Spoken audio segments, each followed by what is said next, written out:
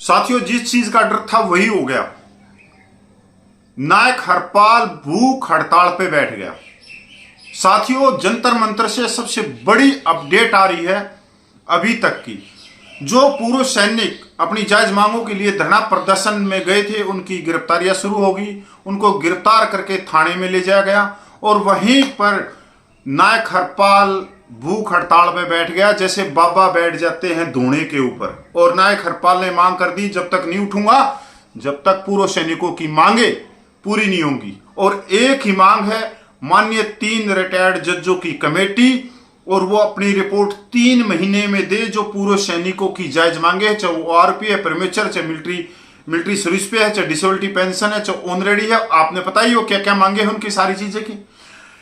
मैं नायक हरपाल जी को बहुत पुराने समय से जानता हूं।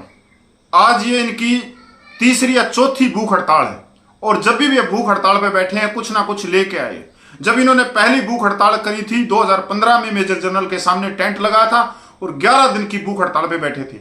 OROP 1 का सर्कुलर चेंज करवाया, प्रीमेच्योर को शामिल करवाया 11 दिन की भूख हड़ताल में, और जबरदस्ती प्रशासन ने उठा के सफदरजंग कोई हॉस्पिटल है उसके अंदर एडमिट करवाया। दूसरी भूख हड़ताल 2018 में करी रामलीला ग्राउंड में, जिसमें डिसेबिलिटी पेंशन की जो चोरी की जा रही थी उसके ऊपर एक बड़ी इंक्वायरी निकली, और करीब करीब 2000 ऑफिसर जो फेक डिसेबिलिटी लेके निकले थे उनके ऊपर इंक्वायरी बैठाने का ही नायक हरपाल ने काम किया। और आज फिर नायक हरपाल अपनी सेहत को चुनौती देते हुए थाने के अंदर पुलिस के सामने भूख हड़ताल पे बैठ गया।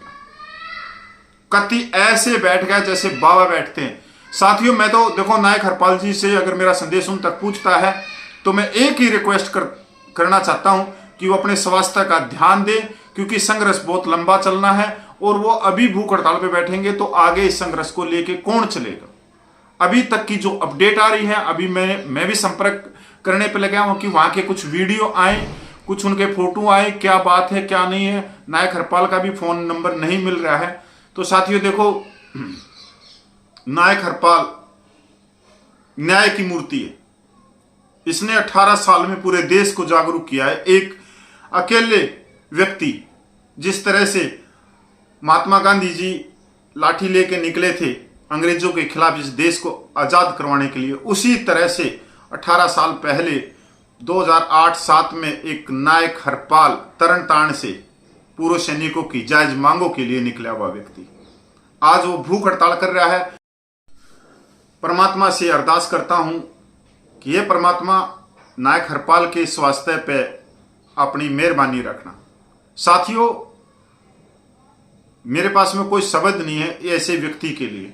और साथियों, हम विश्वास दिलाते हैं कि भाई हरपाल जी आपके साथ हैं, और बस आपको आने वाली जो पीढ़ियां हैं वो आपको कभी नहीं भूलेंगी।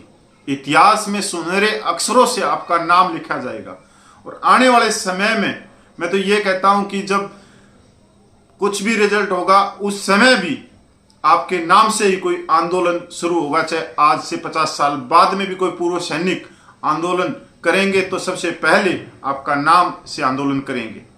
साथियों, नायक हरपाल ने कति बाबाओं की तरह थाने की जमीन को पकड़ लिया है, धुना लगा के बैठ गए हैं।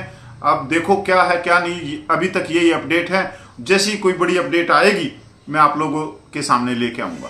साथियों, ज्यादा से ज्यादा वीडियो को शेयर करना। जो हमारे बुजुर्ग सैनिक जंतर मंतर पे आंदोलन कर रहे हैं, जिनकी गिरफ्तारियां हो गई, उनकी हौसला अफजाई के लिए, मनोबल के लिए, कि पूरे देश के 32 लाख पूर्व सैनिक आप लोगों के साथ में है। सबका सैनिक संघर्ष कमेटी और अलायंस जितनी कमेटियां हैं जो आज जंतर मंतर पे गए हैं, जिन्होंने 32 लाख पूर्व सैनिकों के लिए हुंकार भरी है, मैं इनको कहना चाहता हूं, सभी जत्थेबंदियों जो अलायंस पार्टनर हैं, सबका कमेटी के सदस्य हैं, जो जहां जहां से पूरे देश भर की कमेटियों के जो सदस्य पूछे हैं, सब जिंदाबाद जिंदाबाद जिंदाबाद।